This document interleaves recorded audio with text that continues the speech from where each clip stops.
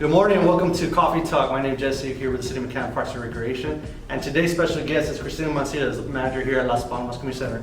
How are you doing today? I'm doing really well. How are you? Pretty good. So we're going to go straight off with the basic question that we always ask in our segment is, what kind of coffee do you drink? I'm actually not a coffee drinker. I pretty much just wake up and I'm ready to go. It's based on sleep. I've always been that type of person where I said, I'm not going to need something to make me keep on going. So it's basically get enough sleep. If it's 6-8 hours, and I'm good to go. So, and no caffeine, not any energy drinks or anything like that. It's just straight energy for myself. You know, what I find very amazing about our department is the amount of work that we do, special events. Sometimes, like for example, marathon, we've worked Monday through Friday or 8 to 5. We've also worked additional hours, then Saturday, then Sunday, then come back Monday to Friday. But the amount of people that actually don't drink coffee in our department is surprisingly pretty high. I'm for one too, and I'm starting to grow a little into drinking coffee, but you'll be surprised that some people just need a glass of water or caffeine, but which you don't do. Coffee, Coke, tea, so you're just straight sleep. Straight water, sleep. That's it. Yeah, usually it catches up to me at the end of the week, and I usually take my naps on Saturday and Sunday, so then I catch up on my rest, and so then I'm good to go when I start the new week. What is the minimal hours of sleep that you know for sure you'll be good to go? 5 or 6. If I get good 5-6 hours, then I need a full 8. No, that doesn't happen in my household. I need to hibernate, especially right now, winter coming. Hibernation is the best way to go for me. Yeah, I wish I could get 8 hours. I can't remember the last time I got 8 hours of sleep. So, you know, right now, our programming style, has changed a lot. We're going more into virtual. You as a manager here, what kind of challenges have you already faced, and what kind of ideas do you come up with, and how has that been? It's been going on since probably March that we've been changing our way of managing and style. Tell me a little bit about that. How do you feel about that? What are some challenges? Well, I think it's just you're having to start to think differently as a manager and in your job. Things always change in our department, and now we just have to think more creative and come up with different ideas that are going to be suitable for all types of individuals.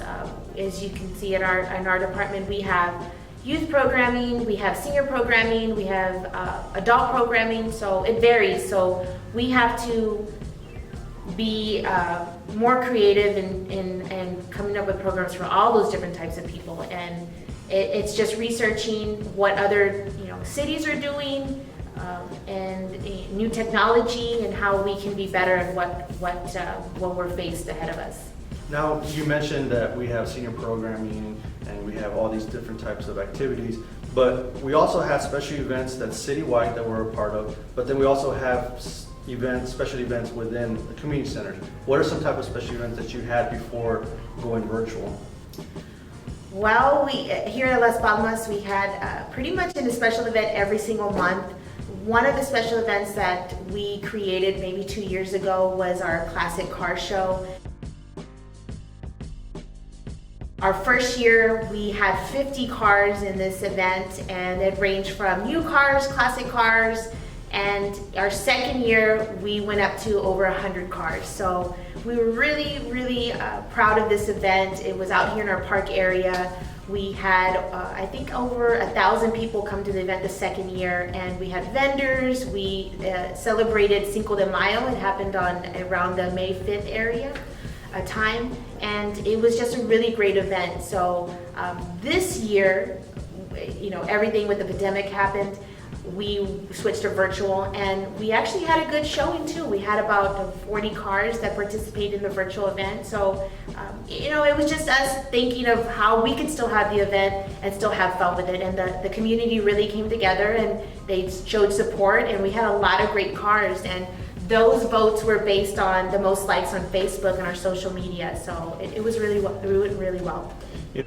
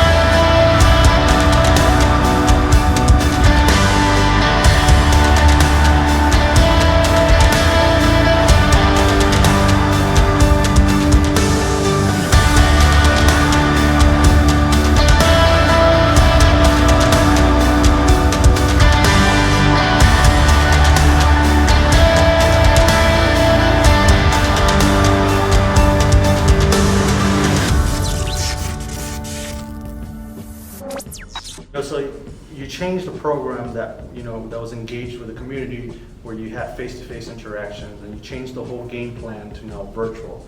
And we all know every time we create some type of program, you're not going to get the highest expectations right away. It's always a constant learning, constant change. And you did this virtually. Are you still able to get or provide sponsorships to come, and join your program? Do you still get feedbacks and comments from the community of different changes that can possibly be taken? Well, yeah, like I said, just because something happens in your event doesn't mean that it still can't go as what you planned. This is you thinking as your event goes, is how can I still make this successful? And it's planning out your whole event and trying to analyze how to make it successful. And we have a virtual pet show going on right now through September 5th. And we actually did have a sponsor come through, Exotic Tropical Pet World, and we just presented the idea to them. They were very excited. And like I said, even though it's not face-to-face, now it's virtual, this is what the new norm may be for a while. So it shouldn't hinder you from finding sponsors of wanting to take place in great events for our community. And that's really what Parks and Recreation wants to do right now, is still provide these great events for our public. So when, coming up with these programs, at first you might look at different cities, you might look at different research papers, magazines. Now we're seeing the trend of YouTubing, we're seeing the trend of TikTok, we're seeing the trend of social media. And social media has always been there. However, the game is changing. The game has been changing from TikTok to now being, segments or learning segments within that. YouTube, have you used it? Do you use it? Are you pro YouTube? What do you feel about that? Because that is where a lot of people get their information from now. I think I'm a pro YouTuber. Whenever I don't know how to do something, I'm like, let me look this up. And then I'm like, okay, well, it seems pretty easy. We've been doing a lot of arts and crafts videos for Unplugged videos, and that's a Google search, go to YouTube and find, new ways or what other people are doing and how to do them better. Maybe they do an example and then you can just tweak it a little bit and make it a little bit better. So that's the new norm is technology, social media. That's what's been going on, and now it's even more because everybody's pretty much at home. So I think it's great, and I think it just provides more knowledge for us. So you do currently still have a program that the community centers used to host, which was Amigos de Valle. That was a Monday through Friday activity. We're still hosting that here at Las Palmas. It's 3 days out of the week. But tell me just a brief information about that. I know there's other news segments about it, but this is great opportunity for us to explain the process of it. I think also, there's a lot of opportunities out there for people to still be engaged into that. Amigos de Valle, how has that been going? Obviously we're taking it different steps, precautions and all that. How's that going for you?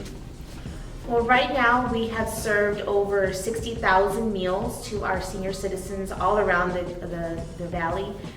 And the great thing about Amigos de Valle is it's not just for people that live in the city of McAllen. We have people from Edinburgh, we have people from FAR, from Mission that come and take part in this great food program. And this is for individuals that are 60 and over. And when this all started happening in mid-March, the first thing was like, what's going to happen with our program? Like, our senior citizens still need their meals. Sometimes this is the only meal that they'll get in the day. So it's very important that we continue this program. So Amigos de Valle and the city of McAllen, as well as the other cities, decided to do the 3-day meal program here at our community center. This is one of the outlets for it. So Monday, Wednesday, and Friday, we provide 2 meals each day, Monday and Wednesday, and 1 on Friday. So senior citizens can come by in their car, we just drop off their meal in their car, and then they can go.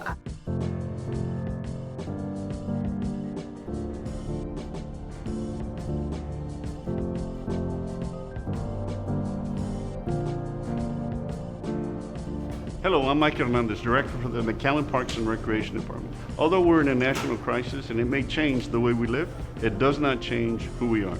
We're here at Las Palmas Community Center, and we'd like to share information about what we're doing for our senior population. Hi, I'm Audrey. I'm with HEB Public Affairs. We are Texas Helping Texans, partnering with local nonprofits across the state and here in the Rio Grande Valley. Today, we were with Amigos del Valle and City of McAllen, ensuring that our seniors have a meal to take home. If you are interested in getting a meal and you are 60 years and older, please reach out to your local Amigos del Valle office. At HEB, we want to thank all of our customers and partners for diligently working together as a community to ensure we get through these uncertain times. Stay safe, my family. Our community spirit has never been stronger. We're still closely connected, working to make McAllen safer today and stronger tomorrow. We will continue to care for you and your neighbors. Together, we look forward to the day that this emergency has passed. Today is a special day. Let's make the most of it, and let's make the most of McAllen.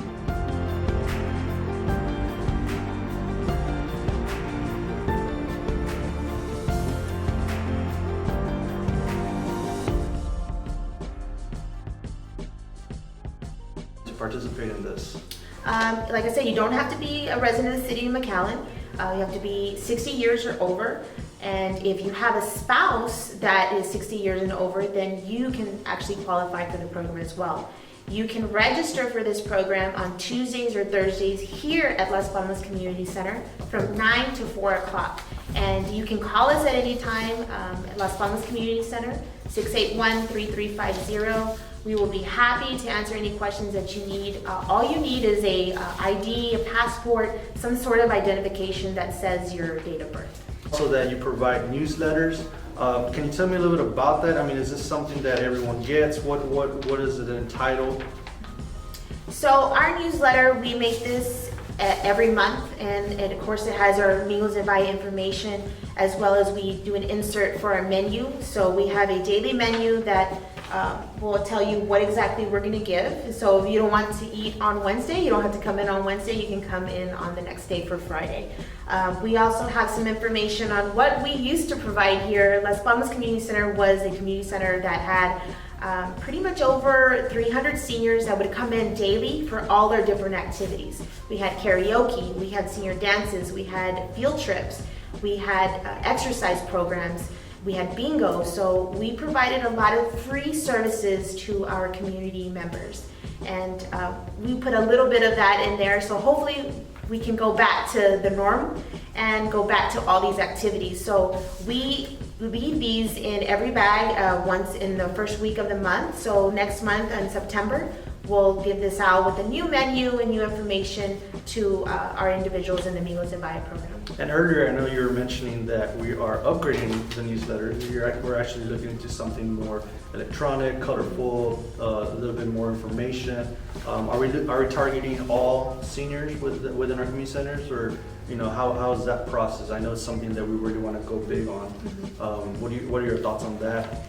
So one of our goals as community center managers is, yes, to go virtual.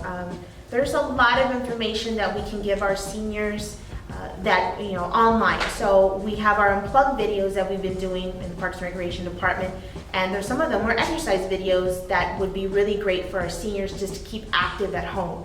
We would like to send that information electronically to them. We'd also like to come with virtual programs for them. What our main focus right now is how to keep our seniors still engaged. We know that these community centers were pretty much an outlet for them to get out. Many of our seniors live by themselves, so their second home, basically. Yeah, it was their second home.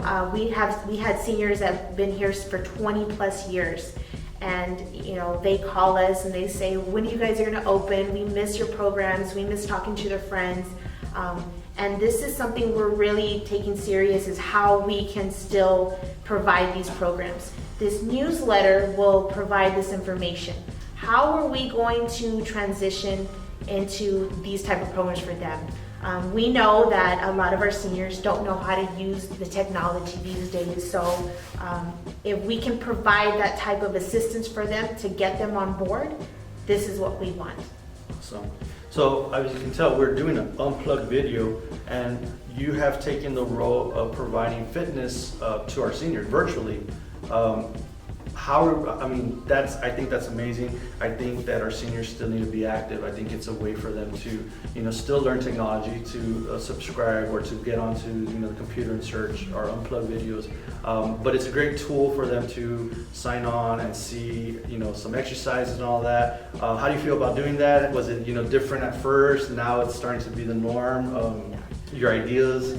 Well, first of all, I'm no fitness instructor, so like I said, we go online, we try to see what low impact exercises we can do, and then what exercises our senior instructors did with our seniors at our community center. So we think about all that, and then we come up with our videos. And I've been sharing on my Facebook page with the seniors that I have as friends, and they've been sharing with their friends, so it keeps us engaged with them because they see us doing this for them, and that's what we want.